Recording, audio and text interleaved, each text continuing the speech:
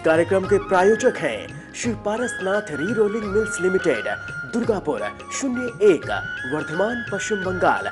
अमिता जैन, पत्नी अनिल कुमार जैन, संगीता जैन, पत्नी विपिन कुमार जैन, नावला परिवार। श्री मानक चंद मुशरफ, श्रीमती कमला देवी मुशरफ, राकेश, नीतू, ऋषभ, आयुषी मुशरफ, B123, सेठी कॉलोनी, जयपुर, राजस्थान। डॉक्टर सरोज जैन, सुभाष चंद जैन, रेणु जैन, अंजलि जैन, आरती, आदित्य, आरव, सानवी, कुवम जैन, 302, सेक्टर 13, सोनीपत, हरियाणा। श्री अशोक कुमार रतनलाल जैन, नूतन, गौतम, प्राची, आदित्य, डॉक्टर सलोनी निरंजन, अरहन, आराध्य मेहता, 49 बालचंद टेरस, तारदेव रोड, मुंबई।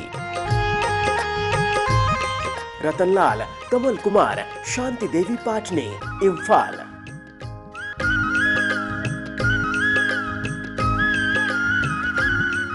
मोक्ष मार्गस्य नेतारम् भेतारं कर्म भूभृतां ज्ञातारं विश्वतत्त्वानां वंदे तद्गुणलब्धये। अगला सूत्र हम देखें, द्व्यधिकाधि गुणानां तु, द्व्यधिकाधि गुणानां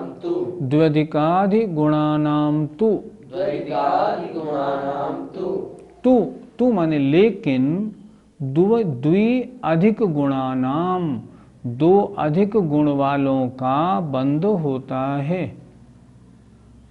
फिर देखें, तू माने परंतु, द्वि अधिक गुणानाम, दो अधिक गुण वालों का बंध होता है। क्या मतलब हुआ? अगर एक में रूक्ष हैं 4 शक्ति अंश और दूसरे में हैं 6 शक्ति अंश, तो दोनों जुड़ जाएंगे, क्योंकि 2 अधिक का अंतर है। अगर एक में 4 रूक्ष हैं और दूसरे में 6 स्निग्ध हैं, तो भी जुड़ जाएंगे, क्योंकि 2 अधिक गुण वालों का अंतर है। अर्थात अगर स्निग्ध रूक्ष गुण में जहाँ 2 का अंतर पाया जाएगा, वे बंध को प्राप्त हो जाते हैं। सूत्र देखें, द्वि अधिक गुणानाम तु माने लेकिन, 2 अधिक गुण वालों का बंध हो जाता है, चाहे वे समान जाति के हों या असमान जाति के हों। ये उमा स्वामी महाराज इस सूत्र में कह रहे हैं। आचार्यों की 2 मान्यता हैं, लेकिन उमा स्वामी महाराज तो यहाँ स्पष्ट ये कह रहे हैं, और इनके टीकाकारों का भी यही कहना है, आचार्य पूज्यपाद महाराज, अकलंक देव आदि महाराजों का, कि 2 अधिक गुण वालों का ही बंध होता है, 3, 4, 5, 6 अधिक गुण वालों का बंध नहीं होता। प्रश्न उठता है, मान लो 10 गुण वाला स्निग्ध है और 8 गुण वाला रूक्ष है, इन दोनों का बंध हुआ, तो इन दोनों के बंध में जो स्कंध बनेगा ना, वो स्कंद स्निग्ध वाला होगा या रूक्ष वाला? रूक्ष वाला स्निग्ध रूप परिणमन करेगा या स्निग्ध वाला रूक्ष रूप परिणमन करेगा? इसके लिए आचार्य ने स्वयं बहुत अच्छा अगला सूत्र लिखा है, बंधेदिकौ पारिणामिकौ च। बोलिए, बंधेदिकौ पारिणामिकौ च। अर्थ देखें सूत्र का, सरल है बिल्कुल। बंधे, बंध होने पर, अधिकौ अधिक गुण वाला, पारिणामिकौ च परिणमन कराने वाला, च माने भी होता है। पहले सूत्र समझ लें, फिर मैं इसका भावार्थ बताऊंगा। बंधे, बंध होने पर, अधिकौ अधिक गुण वाला, पारिणामिकौ च परिणमन कराने वाला भी होता है।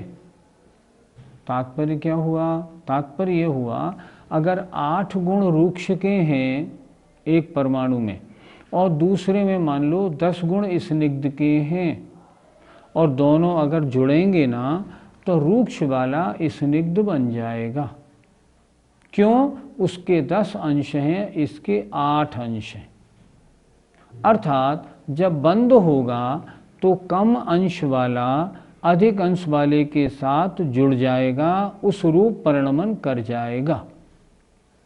अगर दोनों स्निग्ध स्निग्ध हैं फिर तो कोई प्रश्न ही नहीं है, दोनों रूक्ष रूक्ष हैं तो भी कोई प्रश्न नहीं। यहाँ प्रश्न ये हो रहा है कि कम अंश वाला और ज़्यादा अंश वाला दो अगर जुड़े तो जो स्कंद बनेगा ना वो स्कंद किन गुण वाला होगा।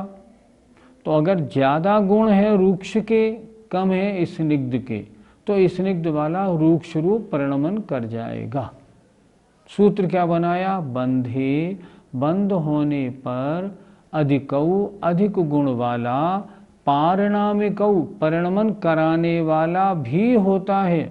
करने वाला नहीं, कराने वाला भी होता है। एक छोटा उदाहरण जो आचार्य देते हैं।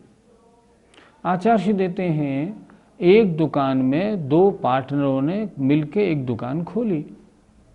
एक ने लगाए 20 लाख, एक ने लगाए 40 लाख। दुकान खुल गई। मान लो 20 लाख वाला है मोहनलाल, 40 लाख वाला है सोहनलाल। तो दुकान पे नाम किसका पड़ेगा, सोहनलाल का।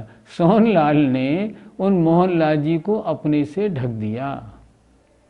उसी तरह कम गुण वाला अगर ज़्यादा गुण वाले के साथ जुड़ेगा ना तो उसको परिणमन करना होता है। ज़्यादा गुण वाला थोड़ी परिणमन करेगा। सूत्र क्या बना, बंधे बंध होने पर अधिकऊ अधिक गुण वाला पारिणामिकऊ परिणमन कराने वाला भी होता है। कहते हैं ना सोबत का बड़ा असर होता है। दो छात्र हों मान लो बिल्कुल अच्छे स्वभाव वाले, और 4 छात्र हों खाने पीने वाले, और दोनों एक छात्रावास में मान लो रहें या एक कमरे में रहें, तो जो संत परिणति वाले हैं वो भी बिगड़ जाते हैं सोबत के कारण। इसलिए बंद होने पर अधिक गुण वाले परिणमन कराने वाला भी होता है। पहले द्रव्य की परिभाषा अस्तित्व के हिसाब से दी थी। अब द्रव्य की एक दूसरी परिभाषा आचार्य दे रहे हैं। गुण पर्यय व द्रव्यम। बोलिए, गुण और पर्याय वाला द्रव्य होता है। द्रव्य किसे कहते हैं, जिसमें गुण भी हो और जिसमें पर्याय भी हो। ऐसा कोई द्रव्य नहीं मिलेगा जिसमें कोई गुण ना हो और जिसकी कोई फॉर्म ना हो, पर्याय ना हो। ऐसा कोई द्रव्य मिल ही नहीं सकता। किसी न किसी पर्याय में तो वो होगा ही। इसलिए पहले आचार्य ने लिखा था, क्या लिखा था, सद्रव्य लक्षणम उत्पाद व द्रव्य युक्तम सत। वो परिभाषा जो द्रव्य की दी थी वो उत्पाद व द्रव्य परिणमन करने कराने और एग्जिस्ट रहने के हिसाब से दी थी। अब ये दूसरी परिभाषा दे रहे हैं। द्रव्य की एक विशेषता और है, क्या है, वह गुण पर्याय वाला होता है। गुण पर्याय व द्रव्यम, जो गुण और पर्याय वाला हो उसे द्रव्य कहते हैं। कोई भी द्रव्य हो, मान लो जीव है, गुण ज्ञान दर्शन आदि, पर्याय संसारी पर्याय, सिद्ध हो गया तो सिद्ध पर्याय, पर्याय जरूर होगी। प्रत्येक द्रव्य की पर्याय भी होगी और वह गुण वाला होगा ही। इसलिए सूत्र बना, गुण और पर्याय वाले द्रव्य होते हैं। द्रव्य से गुण और पर्याय भिन्न रहती हैं या अभिन्न? गुण और पर्यायों को न सर्वथा भिन्न कह सकते हैं न अभिन्न। वास्तव में देखा जाए तो द्रव्य में गुण और पर्याय दोनों हैं और अभिन्न हैं, लेकिन जब हम वर्णन करने बैठते हैं तब उनका अलग अलग वर्णन होता है। तो हमें क्या कहना पड़ेगा, जैसे गुण और पर्यायों से यद्यपि द्रव्य अलग नहीं हो सकता, लेकिन फिर भी वर्णन की अपेक्षा कथनचित उसका वर्णन अलग भी किया जाता है। मान लो एग्जाम्पल, सोना, सोने में पीला रूप, चिकना चिकनापना।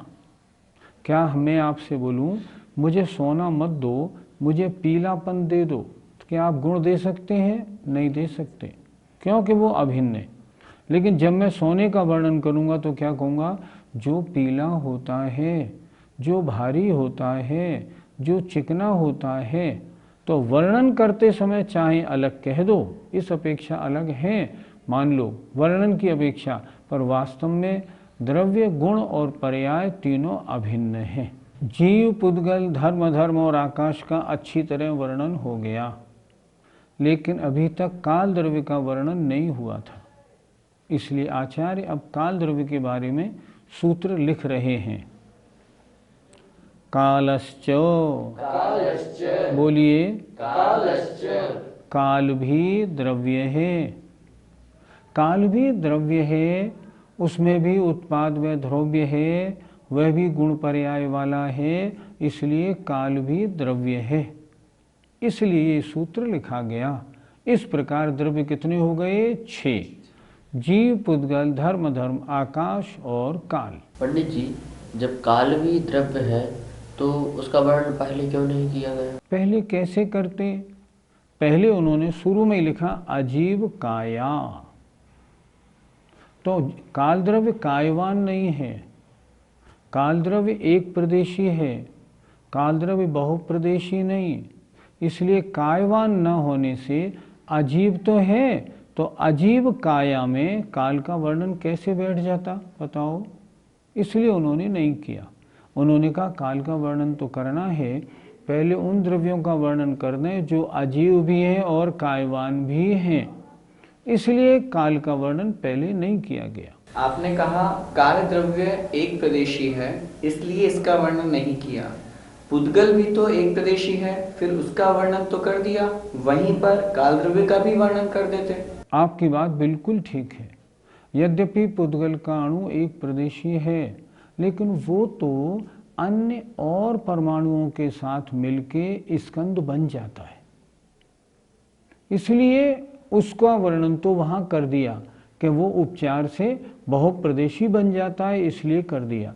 लेकिन काल द्रव्य तो बहुप्रदेशी बनता ही नहीं। उन्होंने द्रव्य संग्रह की एक गाथा आप लोगों ने पढ़ी होगी।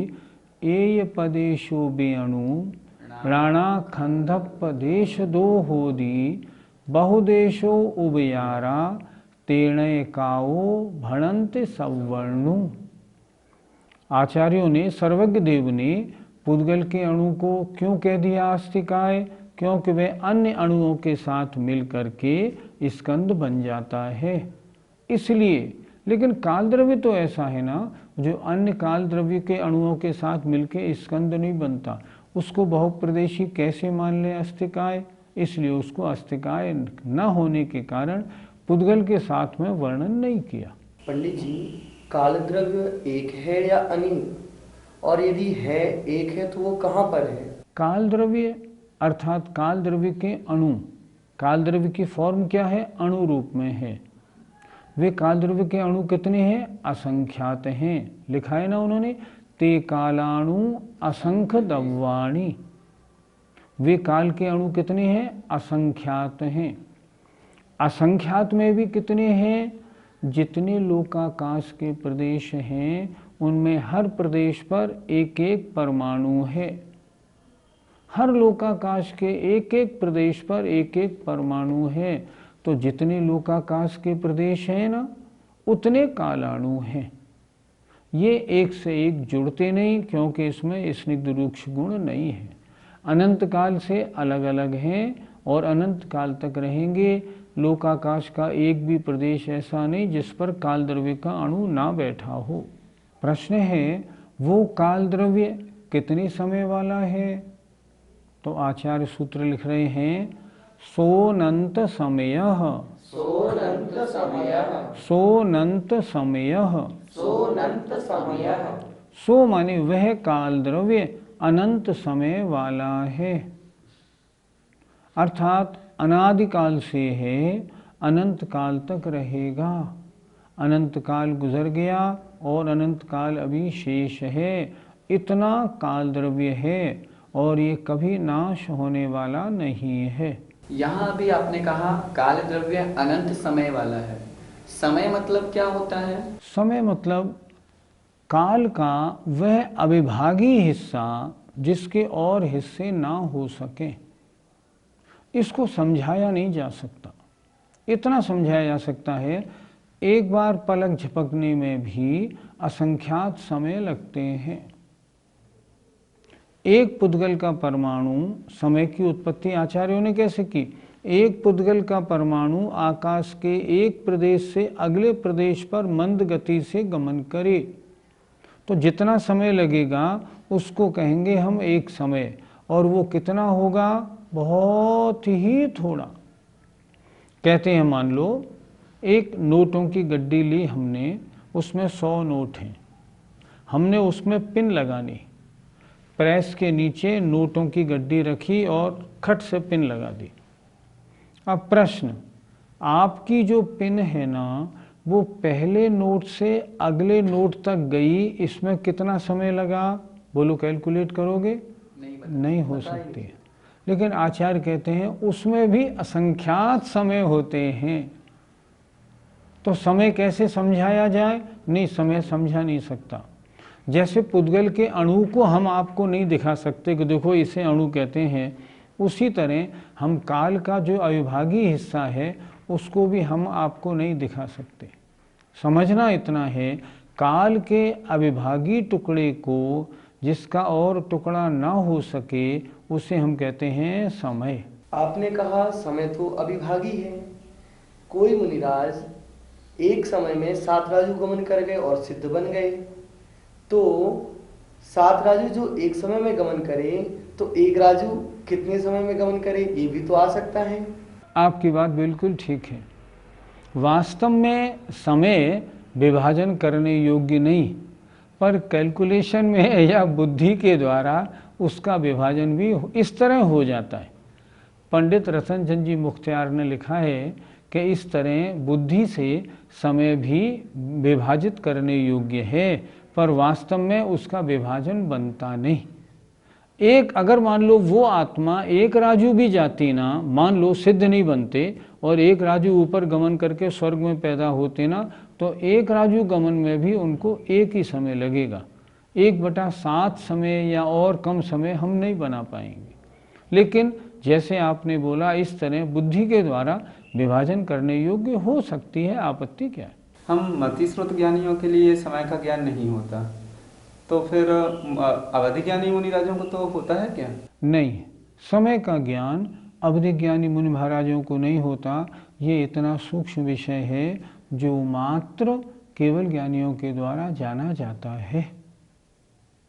तत्वार सूत्र में तो अवधि ज्ञानियों के द्वारा अणु को जानने वाला भी नहीं बताया गया है, और समय का ज्ञान तो मात्र केवल ज्ञानियों को होता है, अवधि ज्ञानियों को नहीं होता। पंडित जी, छने हुए जल की मर्यादा अंतर्मुहूर्त है, पर ये अंतर्मुहूर्त होता कितना है? एक मुहूर्त माने 48 मिनट, और एक मुहूर्त के अंदर चलें तो एक समय कम 48 मिनट को कहते हैं भिन्न मुहूर्त, और 2 समय कम मुहूर्त को कहते हैं अंतर मुहूर्त।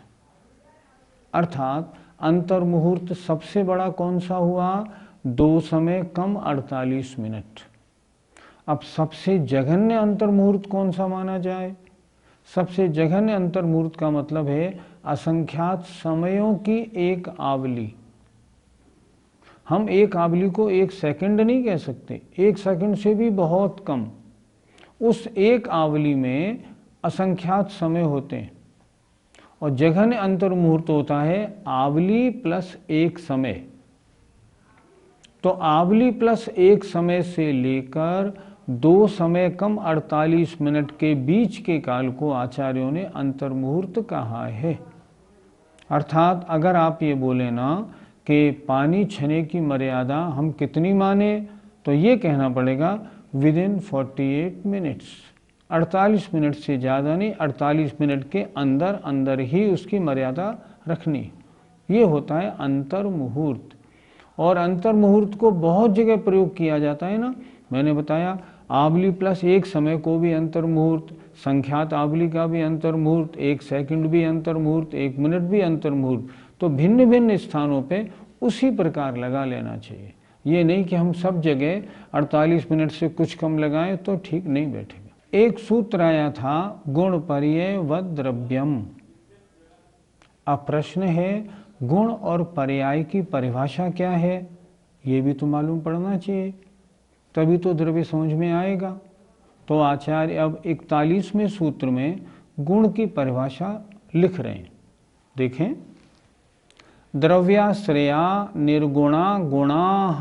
द्रव्याश्रया निर्गुणा गुणाः। द्रव्याश्रया जो द्रव्य के आश्रय रहते हों और जिनमें अन्य गुण निर्गुणा, जिनमें अन्य गुण न पाए जाएं, उन्हें गुण कहते हैं।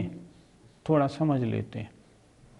जैसे ज्ञान और दर्शन गुण ये कहाँ पाए जाएंगे? जीव द्रव्य के आश्रय। जीव होगा तो ज्ञान दर्शन होंगे, लेकिन क्या ज्ञान में अन्य कोई गुण है? नहीं। ज्ञान में दर्शन नहीं, ज्ञान में सुख नहीं, ज्ञान में चारित्र नहीं, वो अलग गुण। अच्छा, दर्शन है, दर्शन गुण में क्या ज्ञान गुण है? नहीं है, लेकिन वो जीव में है। तो यहाँ क्या कह रहे हैं? जो द्रव्य के आश्रय तो रहते हों, अर्थात द्रव्य से अलग नहीं पाए जाएं। क्या ज्ञान दर्शन गुण हमें जीव से अलग मिल सकते हैं क्या? नहीं मिल सकते। मिलेंगे तो जीव में ही मिलेंगे।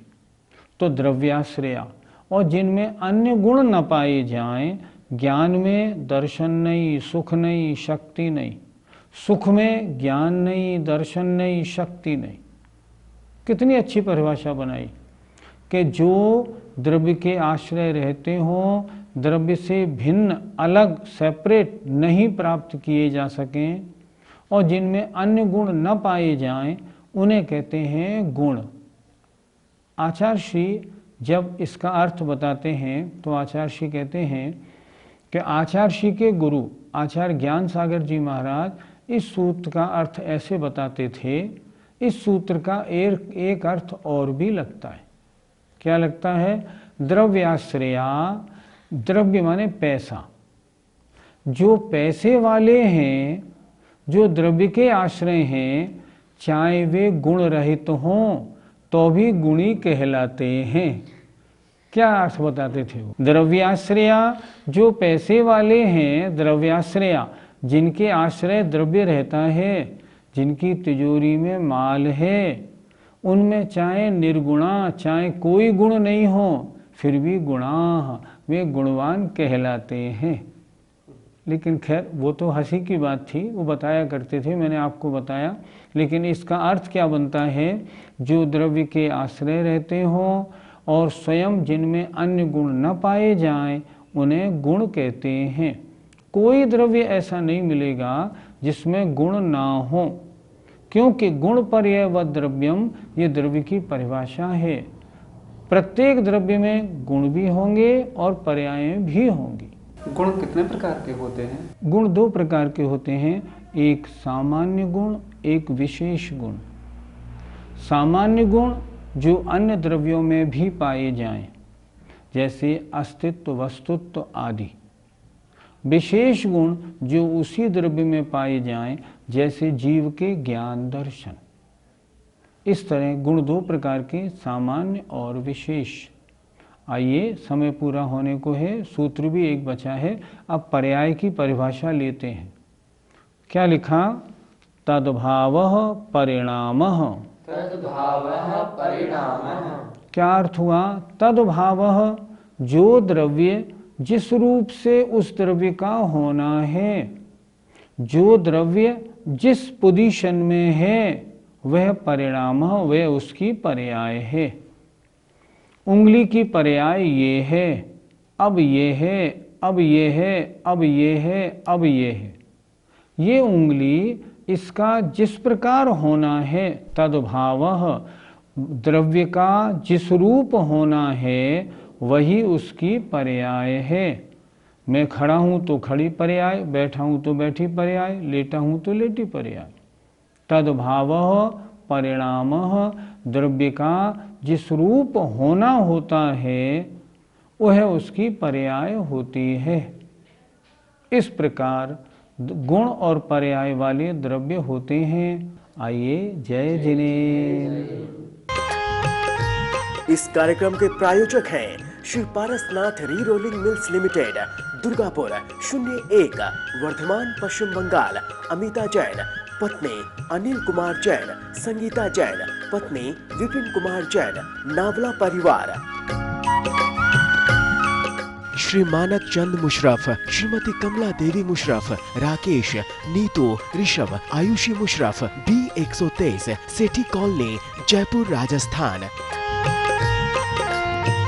डॉक्टर सरोज जैन, सुभाष चंद जैन, रेणु जैन, अंजलि जैन, आरती, आदित्य, आरव, सानवी, कुवम जैन, 302, सेक्टर 13, सोनीपत, हरियाणा।